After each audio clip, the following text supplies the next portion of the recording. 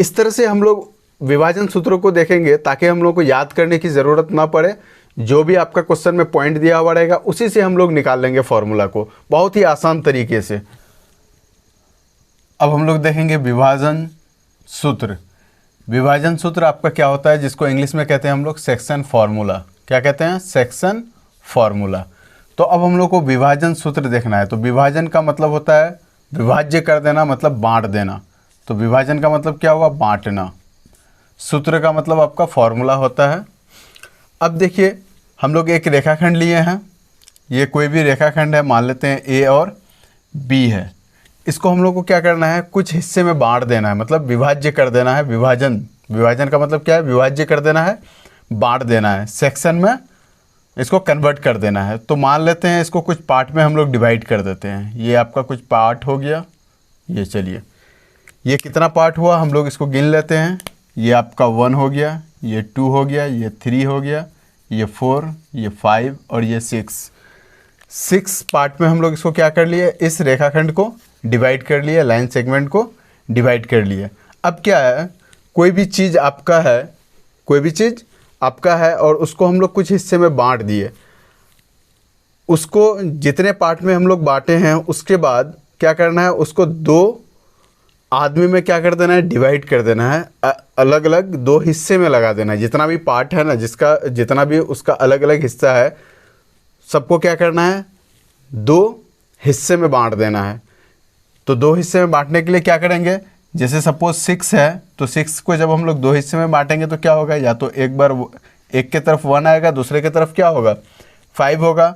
अगर एक तरफ आपका 2 आ गया तो दूसरी तरफ क्या होगा? 4 होगा। अगर एक तरफ आपका 3 आ गया तो दूसरी तरफ क्या होगा? आपका 3 होगा। तो इस तरह से हम लोग इसको कुछ पार्ट में डिवाइड कर सकते हैं, 2 हिस्से में बांट सकते हैं। अगर किसी भी लाइन सेगमेंट का, किसी भी रेखाखंड का अगर हम लोग 6 टुकड़ा किए हैं, 6 हिस्सा किए हैं, तो उसको हम लोग कितने जगह डिवाइड कर सकते हैं? 2 जगह डिवाइड अगर करना हो तो एक बार हम लोग 1 ले सकते हैं, दूसरा बार कितना ले सकते हैं? 5 ले सकते हैं। दोनों मिलकर के कितना हो जाएगा? आपका 6 हो जाएगा।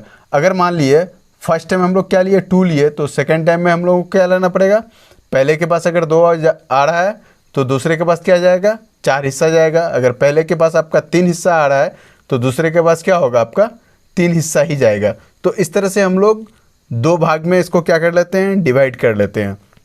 तो अब यहाँ पे मेरा क्या है कि इसको तो हम लोग डिवाइड कर लिए, तो यहाँ पे हम लोग मान लेते हैं क्या कि 2 हिस्सा कर देते हैं इसका। ये 2 हिस्सा हो गया। तो एक तरफ आपका 2 पार्ट आया और एक तरफ आपका कितना आया? 4 पार्ट आया। तो इधर आपका क्या हो गया? 2 हिस्सा हो गया। इस लाइन सेगमेंट का, इस रेखाखंड का 2 हिस्सा इसके तरफ आ गया। सपोज मान लेते हैं ये कोई नाम ले लेते हैं, ये राम हो गया और ये आपका श्याम हो गया। तो ये 2 इंसान है, इसको क्या करना है हमको? ये दोनों लाइन सेगमेंट का क्या करना है? पार्ट को देना है। तो हम लोग कितनों भी दे सकते हैं। अगर 1 इसको देंगे तो 5 इसके तरफ जाएगा। अगर 2 हिस्सा इसको देंगे, मतलब 2 पार्ट इसको देंगे, तो बचा हुआ 4 पार्ट इसके तरफ आएगा। इसी तरह से हम लोग इसको कुछ हिस्से में बांट सकते हैं। तो जितना भी हिस्सा में आपका बांटा हुआ रहेगा तो उसको हम लोग इंडिकेट करेंगे क्वेश्चन में। क्वेश्चन जो आपका आएगा एक्सरसाइज में, तो उसको अनुपात में हम लोग इंडिकेट करेंगे। तो अनुपात में लिखने के लिए अगर इसके तरफ 2 जा रहा है तो इसके तरफ कितना जाएगा? 4 जाएगा। तो ये आपका क्या हो जाएगा? 2:4। ये है आपका सिंबल है किसका? अनुपात का, रेशियो, जिसको हम लोग इंग्लिश में क्या कहते हैं? रेशियो कहते हैं। तो ये आपका सिंबल हो गया किसका? अनुपात या रेशियो का। तो इस तरह से किसी भी लाइन सेगमेंट को हम लोग कितनों भी पार्ट में डिवाइड करके उसको अलग अलग करके 2 हिस्से में बांट सकते हैं। तो यही आपका क्या हो गया? विभाजन सूत्र। जब किसी भी लाइन सेगमेंट को हम लोग अलग अलग हिस्से में बांट करके फिर उसको क्या करेंगे? 2 आदमी में डिवाइड कर देंगे, तो उसी को हम लोग क्या कहते हैं? विभाजन कहते हैं। तो अब यहाँ पे क्या है, जब हम इसको क्या कर रहे हैं? ए बी एक लाइन सेगमेंट लिए हैं और जहाँ पे हम लोग 2 के पास इसको डिवाइड कर रहे हैं, मतलब एक हिस्सा क्या कर रहे हैं? राम को दे रहे हैं, दूसरा हिस्सा श्याम को दे रहे हैं। मतलब उस लाइन सेगमेंट का 2 पार्ट हम राम को दे रहे हैं और 4 पार्ट किसको दे रहे हैं? श्याम को दे रहे हैं। तो यहाँ से जो आपका अलग अलग हो रहा है, इधर 2 हिस्सा, उधर 4 हिस्सा, तो इसको हम लोग मान लेते हैं क्या? Point C. तो उसी तरह से यहाँ पे और एक लाइन सेगमेंट हम लोग ले लिए हैं, रेखाखंड ले लिए हैं, जिसको हम लोग क्या किए हैं, ए बी आपका 2 पॉइंट दिया हुआ रहेगा। क्या ए और बी आपका क्या होगा, 2 पॉइंट क्वेश्चन में दिया हुआ रहेगा। और तीसरा पॉइंट आपका सी दिया हुआ रहेगा, जिसके बारे में बोला जा रहा है क्या कि वो सी पॉइंट क्या कर रहा है, ए बी रेखाखंड को बीच में डिवाइड कर रहा है, उसको बांट रहा है। ठीक, उसके बाद क्या होगा, ये जो आपका अनुपात है कि मतलब किसको कितना हिस्सा मिला, राम को कितना हिस्सा मिला, श्याम को कितना हिस्सा मिला। तो यहाँ पे अब क्या है कि राम को 2 हिस्सा मिल रहा है और श्याम को आपको क्या मिल रहा है, 4 हिस्सा मिल रहा है। तो आपका 2 हिस्सा बुक के हिसाब से M1 माना जा रहा है और ये आपका M2 माना जा रहा है। तो जो भी आपका क्वेश्चन में अनुपात दिया हुआ रहेगा वो आपका किस रूप में रहेगा, M1 अनुपात M2 के रूप में रहेगा, M1 और M2 के रूप में रहेगा। अब क्या है, क्वेश्चन में आपका दिया हुआ क्या रहेगा कि A और B से, मतलब जो भी 2 पॉइंट से आपका रेखाखंड बन रहा है, जो भी आपका 2 पॉइंट दिया हुआ है उससे रेखाखंड बन रहा है, तो उन 2 पॉइंट को पहचानने के लिए हम लोग देखेंगे क्या, उसके बीच में और लगा हुआ रहेगा या फिर तथा लगा हुआ रहेगा। और इंग्लिश मीडियम वाले के इसमें क्या रहेगा, एंड लगा हुआ रहेगा। तो जहाँ पे भी आपका A और B से रेखाखंड बन रहा है तो वो दोनों पॉइंट क्या हो जाएगा, पहला पॉइंट आपका फर्स्ट पॉइंट होगा, दूसरा क्या हो जाएगा, सेकंड। मतलब ये हुआ, फर्स्ट और सेकंड मानने का मतलब ये हुआ कि A पॉइंट क्या हो जाएगा आपका x1 y1 हो जाएगा और B पॉइंट आपका क्या हो जाएगा, x2 y2 हो जाएगा। तो इसलिए इस तरह से हम लोग पॉइंट को मान लेंगे। अब उसी तरह से C पॉइंट जो आपको क्या कर रहा है, उस रेखाखंड को, ए बी रेखाखंड को 2 हिस्से में बांट रहा है, तो C पॉइंट को हम लोग क्या मान लेंगे, x और y मान लेंगे, क्योंकि उसके बारे में हम लोग को पता है ही नहीं कि कहाँ पे वो 2 हिस्से में बांट रहा है। तो इसको क्या करेंगे हम लोग, x और y मान लेंगे। पहला पॉइंट आपका क्या हो जाएगा, x1 y1 हो जाएगा, क्योंकि ये पहला पॉइंट है, x1 y1 हो जाएगा। और दूसरा पॉइंट आपका क्या हो जाएगा, x2 y2 हो जाएगा। और ये आपका क्या हो गया, ये जो दो हिस्से में बांटा गया 2 अनुपात में, तो एक अनुपात हम लोग क्या मान लिए, M1, और दूसरा हिस्सा क्या मान लिए, M2 मान लिए। तो ये दोनों मिलकर के क्या हो गया, हम लोग का एक रेशियो हम लोग को प्राप्त हो गया कि किसको कितना हिस्सा मिल रहा है। जब हमको रेशियो पता हो गया तो मतलब क्या हुआ, M1 अनुपात M2 के रूप में हम लोगों को प्राप्त हो जाएगा। तो अब हम लोग को देखना क्या है कि आपका जो फॉर्मूला है विभाजन सूत्र, तो ये विभाजन सूत्र का फॉर्मूला आपका किस तरह का होता है, तो चलिए उसको हम लोग देख लेते हैं। इस तरह से हम लोग विभाजन सूत्रों को देखेंगे ताकि हम लोग को याद करने की ज़रूरत ना पड़े। जो भी आपका क्वेश्चन में पॉइंट दिया हुआ रहेगा उसी से हम लोग निकाल लेंगे फॉर्मूला को, बहुत ही आसान तरीके से। चलिए देखते हैं वो आसान तरीका क्या है।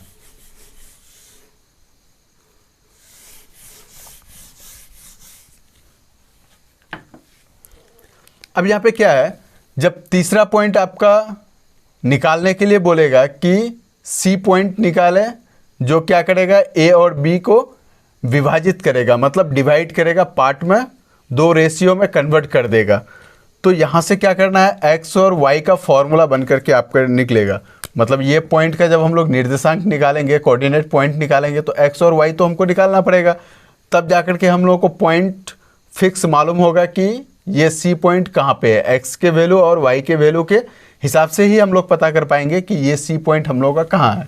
तो सबसे पहले हम लोग एक्स का फॉर्मूला देख लेते हैं। एक्स का फॉर्मूला क्या होगा कि जब भी हम लोग क्या करेंगे, अगर M1 को लिए, M का पहला वैल्यू लिए, तो उसको क्या करना है, x2 के साथ मल्टीप्लाई कर देना। M1 लेंगे तो x2 के साथ, और M2 लेंगे तो x1 के साथ। क्यों, x का वैल्यू क्यों ले रहे हैं, y के वैल्यू को क्यों छोड़ रहे हैं, क्योंकि यहाँ पे हम x का मान निकाल रहे हैं। तो x का मान निकालेंगे तो क्या करेंगे, M1 और M2 को x1 और x2 के साथ में क्या कर देंगे, मल्टीप्लाई कर देंगे। तो ये क्रॉस मल्टीप्लीकेशन होगा, ये कोना कोनी गुना होगा। M1 x2 के साथ गुना हो जाएगा और M2 क्या होगा आपका, ये x1 के साथ में गुना हो जाएगा। चलिए इसको गुना हम लोग कर लेते हैं। M2 x1 ले लिए, बीच में प्लस का चिन्ह देंगे। उसके बाद क्या करेंगे, M1 और x2 को हम लोग ले लेंगे और ये बटे बाई का चिन्ह दे करके, मतलब भागा का चिन्ह दे करके, दोनों रेशियो को हम लोगों को क्या कर देना है, जोड़ देना है, ऐड कर देना है। तो M1 प्लस M2, ये आपका क्या हो गया, x का फॉर्मूला हो गया। x वाले बिंदु को निकालने के लिए x बिंदु या x पॉइंट को निकालने के लिए ये मेरा फॉर्मूला हो गया। फॉर्मूला क्या हुआ कि अगर x का वैल्यू निकालना है तो m1 m2 को x के साथ में मल्टीप्लाई करना है, गुना करना है और दोनों को जोड़ देना है। तो m1 इंटू x2 कर दिए हम लोग और m2 इंटू x1 कर दिए, m2 x1 plus m1 x2, और दोनों रेशियो जो दिया हुआ रहेगा, आपका अनुपात दिया हुआ रहेगा m2 m1 या m1 m2, दोनों को हम लोग जोड़ देंगे। अब क्या है, इसके बाद आपका क्या होगा, y का वैल्यू, जैसे ही आपका x का वैल्यू निकल गया उसके बाद आपको क्या ज़रूरत होगा कि y का वैल्यू निकालना है। तो y के वैल्यू में हम लोग सिर्फ क्या करेंगे, x को हटा करके y रख देंगे, बाकी आपका सब सेम रहेगा। तो सबसे पहले यहाँ पे क्या है, m2 है, m2 हो गया, उसके बाद x1 है तो y1 कर देंगे, क्योंकि y का वैल्यू निकाल रहे हैं इसलिए y1 कर रहे हैं। उसके बाद m1 है और x2 है, तो x2 है तो x का वैल्यू निकल रहा था तो x2 था। अब यहाँ पे y का वैल्यू निकल रहा है तो क्या होगा, y2 हो जाएगा। बाई क्या हो जाएगा, m1 प्लस m2, ये आपका क्या हो गया, सेकेंड फार्मूला हो गया। ये x और y का फार्मूला हो गया। जब भी आपको क्वेश्चन दे कि कोई रेखाखंड AB को क्या कर रहा है, कोई तीसरा पॉइंट क्या कर रहा है, विभाजित कर रहा है, कुछ हिस्से में बांट रहा है, तो उस पॉइंट का निर्देशांक ज्ञात कीजिए। तो निर्देशांक ज्ञात करने के लिए हमको क्या करना होगा, x और y का वैल्यू निकालना पड़ेगा। तो x का जब हम लोग वैल्यू निकालेंगे तो m1 m2 को x के साथ में मल्टीप्लाई करके जोड़ देंगे, फिर बटे में क्या करेंगे, m1 प्लस m2 कर देंगे। उसी तरह से y का वैल्यू निकालने के लिए हम लोग क्या करेंगे, m2 m1 को y के साथ में मल्टीप्लाई कर देंगे और m1 m2 को जोड़ देंगे। याद ये रखना है, यहाँ पे मेन पॉइंट याद रखने की ये है कि अगर हम लोग m2 लेंगे तो y का पहला वैल्यू लेंगे, m का दूसरा वैल्यू लेंगे तो y का पहला वैल्यू लेंगे, दोनों एक दूसरे के क्या होगा, अपोजिट होगा। m2 लिए हैं तो y1, फिर प्लस m1 लिए हैं तो y2, ये आपको ध्यान में रखना है, ये सबसे इम्पोर्टेंट चीज़ है। m2 लिए हैं तो x1, फिर प्लस m1 लिए हैं तो x2। तो ये आपका विभाजन सूत्र का फॉर्मूला था, जो कि आप इस तरह से अगर समझ जाते हैं तो आपको आराम से हमेशा के लिए ये दोनों फॉर्मूला याद रहेगा।